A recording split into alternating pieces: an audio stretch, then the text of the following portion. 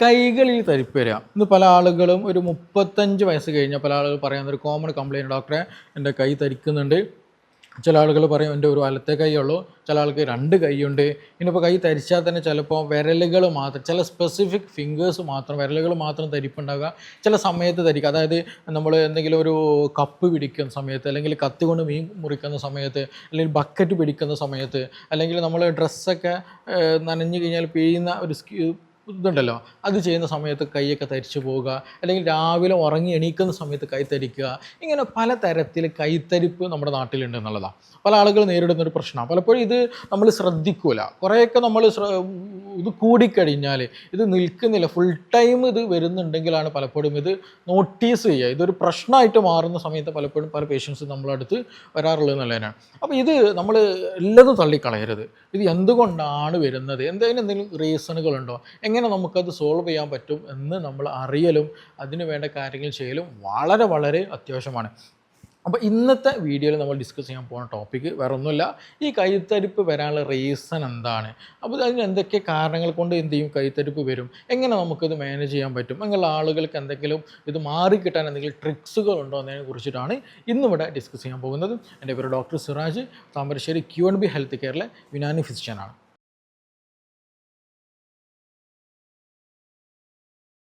നമുക്കറിയാം ഈ തരിപ്പ് ഞാൻ തുടക്കത്തിൽ പറഞ്ഞതുപോലെ തന്നെ പല ആളുകളും പറയാറ്, ഡോക്ടർ എനിക്ക് ചിലപ്പോൾ രാവിലെ എഴുന്നേറ്റ് കഴിഞ്ഞാൽ ചിലപ്പോൾ ഭയങ്കര തരിപ്പാണ്, പിന്നെ ഒന്നും എടുക്കാൻ പറ്റുന്നില്ല, ബെഡ്ഷീറ്റ് മടക്കി വെക്കാൻ പറ്റുന്നില്ല, പല്ല് തേക്കാൻ പറ്റുന്നില്ല, പിന്നെ കുറച്ചൊക്കെ വന്നാണ്ട് കൈയൊക്കെ ഒന്ന് അയഞ്ഞ് ഒന്ന് ലൂസാക്കി ഒന്നിങ്ങനെ എക്സസൈസ് മൂവ്മെൻ്റ് ഒക്കെ നടത്തി വരുമ്പോൾ സമയത്ത് ഈ തരിപ്പ് കുറയുകയും ചെയ്യുന്നുള്ളതാണ്. അപ്പോൾ ഇത് പല ആളുകൾ ചിലപ്പോൾ അത് വലത്തെ ഭാഗത്ത് കിടന്നാൽ ഈ കൈ തരിക്കും, ഇടത്തെ ഭാഗത്ത് കിടന്നാൽ ഈ കൈ തരിക്കും എന്നുള്ളതാണ്. അങ്ങനെ പല ആളുകൾ കണ്ടുവരാറുണ്ട്. അപ്പോൾ ഇതിന് ബഹുഭൂരിപക്ഷം ആളുകളെടുത്ത് നോക്കുകയാണെങ്കിൽ ഒന്ന് കാരണം എന്താ ചോദിക്കുകയാണെന്നുണ്ടെങ്കിൽ അനീമിയ ഉള്ള ആളുകളിൽ ഇത് കണ്ടുവരാറുണ്ട്. അതായത് രക്തക്കുറവുള്ള ആളുകൾക്ക് ഈ ഒരു പ്രശ്നം വളരെ നല്ല രീതിയിൽ കണ്ടുവരാറുണ്ട്.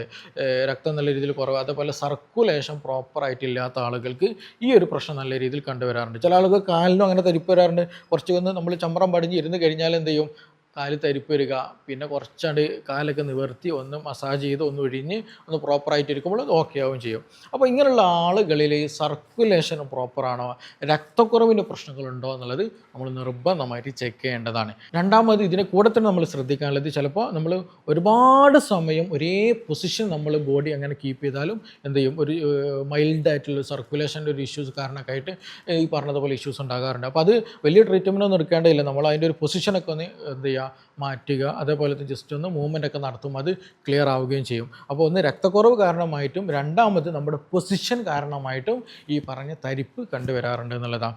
അത് കംപ്ലീറ്റ് കൈ മൊത്തം ഉണ്ടായിരിക്കട്ടെ ഇങ്ങനത്തെ കേസുകളിൽ അത് നമ്മൾ നിർബന്ധമായിട്ട് ശ്രദ്ധിക്കുക. രണ്ടാമതൊരു കാരണം എന്താ വെച്ചാൽ ഷുഗർ ഉള്ള ആളുകൾക്ക് തരിപ്പ് വരാറുണ്ട്. നമുക്കറിയാം ഷുഗർ വന്നു കഴിഞ്ഞാൽ എന്ത് ചെയ്യും, നമ്മുടെ രക്തത്തെ ബാധിക്കുന്നുണ്ട്, രക്തക്കുഴലുകൾ ബാധിക്കുന്നുണ്ട്, അതുപോലെ തന്നെ പല തരത്തിൽ നമ്മുടെ ശരീരത്തെ മുഴുവൻ അത് ബാധിക്കും.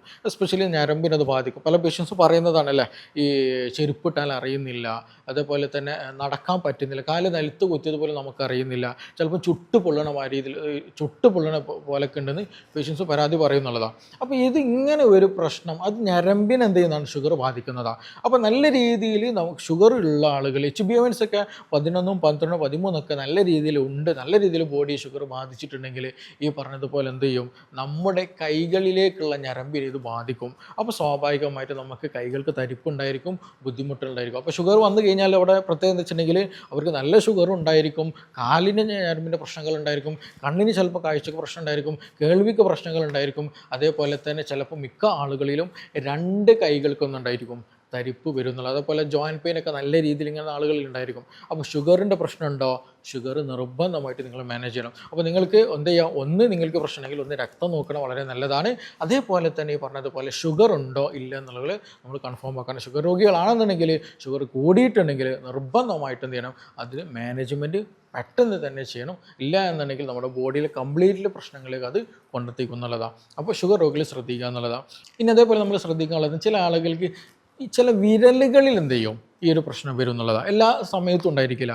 ഈ പറഞ്ഞ പോലെ നമ്മൾ എന്തെങ്കിലും എക്സ്ക്യൂസ് ചെയ്യുന്ന സമയത്തോ അല്ലെങ്കിൽ കപ്പ് പിടിക്കുന്ന സമയത്ത് അല്ലെങ്കിൽ ഈ ഒരു റിസ്കിൻ്റെ മൂവ്മെൻറ്റ് ഉണ്ട്, അല്ലെങ്കിൽ ഒരു ഇത് കൂടുന്ന സമയത്ത് നല്ല രീതിയിൽ ഈ തരിപ്പ് കൂടുന്ന ആളുകൾ ഉണ്ടാവും എന്നുള്ളതാണ്. ഇത് ആക്ച്വലി CTS എന്ന് പറയുന്ന കാർപ്പൽ ടണൽ സിൻഡ്രോം എന്ന് പറയുന്ന ഒരു കണ്ടീഷൻ. അതായത് നമ്മുടെ ഈ ഒരു ഭാഗത്ത് ചെറിയൊരു ടണലുണ്ട്, ചെറിയൊരു പാലം പോലെയുണ്ട്. ആ പാലത്തിൻ്റെ താഴെയിലൂടെയാണ് ഞരമ്പ് കടന്നു പോകേണ്ടത്. അപ്പോൾ ആ പാലം ആ ഒരു മുകളിലുള്ള ഭാഗം ചെയ്യും, ഞരമ്പിന് പ്രസ് ചെയ്യും. ചില കണ്ടീഷൻ നമ്മൾ എന്തെങ്കിലും സ്ക്യൂസ് ചെയ്യുന്ന സമയത്ത് അല്ലെങ്കിൽ എന്തെങ്കിലും പിടിക്കുന്ന സമയത്ത് അത് അമരും. ആ ഞരമ്പും തട്ടുന്ന സമയത്ത്, അമരുന്ന സമയത്ത് എന്ത് ചെയ്യും, ആ പോകുന്ന ഭാഗത്ത് തരിപ്പ് അനുഭവപ്പെടും, ഒരു ഷോക്ക് പോലെയൊക്കെ അനുഭവപ്പെടുന്നുള്ളതാണ്. അപ്പോൾ അങ്ങനെയുള്ള ആളുകൾ എന്ത് ചെയ്യണം, അത് ക്ലിയർ ആക്കേണ്ടി വരും. അതിന് പല ടെസ്റ്റുകളുണ്ട്, അത് അതിനനുസരിച്ച് നെർവ് കണ്ടക്ഷൻ സ്റ്റഡീസും ഒക്കെ ഇതിനുണ്ട്. അതൊക്കെ ചെയ്ത് നോക്കിയിട്ട് അതിന് സ്പെസിഫിക് ആയിട്ടുള്ള ട്രീറ്റ്മെൻറ്റ് എടുക്കണം. അപ്പോൾ അങ്ങനെ എന്തെങ്കിലും ഇഷ്യൂസ് ഉണ്ടെങ്കിൽ നിർബന്ധമായിട്ടും അതിന് സ്പെസിഫിക് ആയിട്ടുള്ള സർജറി നമ്മൾ ചെയ്യാൻ വേണം. അതിൽ യാതൊരു സംശയവും ഇല്ല. മൈൽഡായിട്ടുള്ള പ്രശ്നങ്ങളാണ്, ഇടയ്ക്കൊക്കെ വരുന്നുള്ളൂ എന്നുണ്ടെങ്കിൽ നമുക്ക് എന്ത് ചെയ്യാം, ചെറിയ രൂപത്തിലുള്ള തെറാപ്പികളും എക്സസൈസുകളൊക്കെ ചെയ്തിട്ട് നമുക്ക് എന്ത് ചെയ്യാം, നല്ല രീതിയിൽ ഇത് മാറ്റിക്കൊണ്ടുവരാം. അതിൻ്റെ ഒരു കോംപ്ലിക്കേഷൻസുകൾ നമ്മൾ കുറയ്ക്കാൻ പറ്റും. അതിപ്പോൾ അത് നേരത്തെ ഐഡൻറ്റിഫൈ ചെയ്യണം നിങ്ങൾക്ക്. അതാണ് ഞാൻ പറഞ്ഞത്, പല തരിപ്പുകൾ നമ്മൾ നീട്ടിക്കൊണ്ടുപോകരുത്. അതെന്താണെന്നുള്ളത് ഐഡൻറ്റിഫൈ ചെയ്തിട്ട് വേഗം തന്നെ അത് സോൾവ് ചെയ്യാൻ പ്രശ്നങ്ങളൊന്നും ഉണ്ടാവില്ല.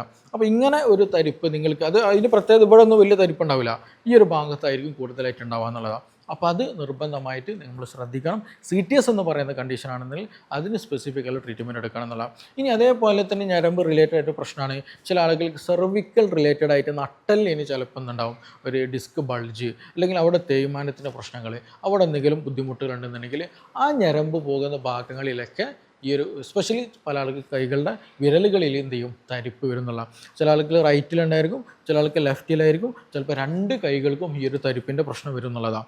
അപ്പോൾ അങ്ങനെ നമുക്ക് ഉണ്ടെന്നുണ്ടെങ്കിൽ തന്നെ ചിലർക്ക് കൺഫ്യൂഷൻ ഉണ്ടായിരിക്കും. അതുകൊണ്ടാണ് ചില ആളുകൾക്ക് ഈ CTS എന്ന് പറഞ്ഞ സംഗതി ഉണ്ടല്ലോ, ഇവിടുത്തെ ഒരു സർജറി കഴിഞ്ഞാൽ ചിലപ്പോൾ എന്തുണ്ടാവും, നമുക്ക് തരിപ്പുള്ള പല കണ്ടീഷൻ ഉണ്ടാവാറുണ്ട്. അവർക്ക് ആക്ച്വലി ഇവിടുത്തെ പ്രശ്നമായിരിക്കില്ല, ഇവർക്ക് സർവിക്കൽ റിലേറ്റഡ് ആയിട്ടുള്ള ഞരമ്പ് അവിടെ എന്തെങ്കിലും കംപ്രഷൻ ഉണ്ടെന്നുണ്ടെങ്കിൽ, ഡിസ്ക് ബൾജ് ഉണ്ട് വരുന്നുണ്ടെങ്കിൽ എന്ത് ചെയ്യും, ഈ പറഞ്ഞ തരിപ്പ് വരും എന്നുള്ളതാണ്. അപ്പോൾ അങ്ങനെയുള്ള ആളുകൾ നിർബന്ധമായിട്ട് ശ്രദ്ധിക്കുക. നമുക്ക് സ്റ്റാർട്ടിങ് സമയത്തൊക്കെ ആണെന്നുണ്ടെങ്കിൽ നിർബന്ധമായിട്ട് നമ്മളെ പോസ്റ്ററുകൾ കറക്റ്റ് ചെയ്യണം. അതുപോലെ ഇത് എക്സ്പെഷ്യലി ആർക്കാ വരിക എന്ന് വെച്ചിട്ടുണ്ടെങ്കിൽ, നമ്മളെപ്പോഴും ഫോൺ ഉപയോഗിക്കുമ്പോൾ നമ്മളിങ്ങനെ തല ബെൻഡ് ചെയ്തിട്ട്, കഴുത്ത് ബെൻഡ് ചെയ്തിട്ട് ഇങ്ങനെ ഇരിക്കുക. അതേപോലെ നമ്മൾ കമ്പ്യൂട്ടറൊക്കെ യൂസ് ചെയ്യുന്ന സമയത്ത് ഇങ്ങനെ ഇരിക്കുക, റീഡ് ചെയ്യുന്ന സമയത്ത് തല താഴ്ത്തിയിരിക്കുക. അപ്പോൾ ഈ ഒരു ബെൻഡിങ്, കഴുത്ത് ബെൻഡ് ചെയ്യുന്ന കണ്ടീഷൻ കൂടുതൽ സമയം നമ്മൾ ഇരിക്കുമ്പോൾ നട്ടയിലുണ്ടാകുന്ന ഈ പറഞ്ഞിട്ടുള്ള ഡിസ്കിന് എന്ത് ചെയ്യും, അത് ബൾജിലേക്ക് വരും. അങ്ങനെ വന്നു കഴിഞ്ഞാൽ എന്ത് ചെയ്യും, ഈ പറഞ്ഞതുപോലെ ഞരമ്പിലേക്ക് വരികയും തരിപ്പ് നല്ല രീതിയിൽ അനുഭവപ്പെടും. അപ്പോൾ നമ്മൾ എപ്പോഴും ശ്രദ്ധിക്കുക, പോസ്ചർ നമ്മുടെ കഴുത്തിൻ്റെ നിൽപ്പുണ്ടല്ലോ അത് പ്രോപ്പറാകണം. അതുകൊണ്ട് പലപ്പോഴും ബെൽറ്റ് ഇടാൻ പറയുന്നത് ഡോക്ടർ ഇങ്ങനെ വന്നു കഴിഞ്ഞാൽ. അപ്പോൾ അത് കറക്റ്റ് പോസ്ചർ നമ്മൾ കീപ്പ് ചെയ്യുക, നമ്മൾ ചാരി ഇരിക്കുക.